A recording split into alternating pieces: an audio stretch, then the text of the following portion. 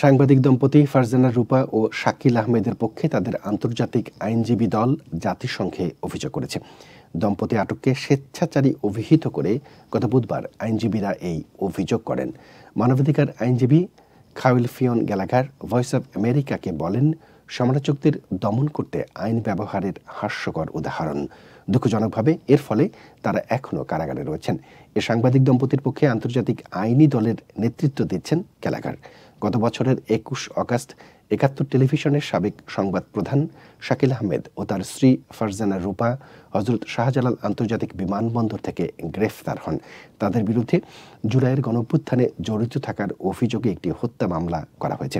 গ্রেফতারের পর থেকে দম্পতিকে ১৫০ দিনেরও বেশি সময় ধরে কারাগারে আটক রাখা হয়েছে। তাদের আইনি দল দাবি করেছে এই অভিযোগ সম্পূর্ণ রাজনৈতিক উদ্দেশ্য প্রণোদিত।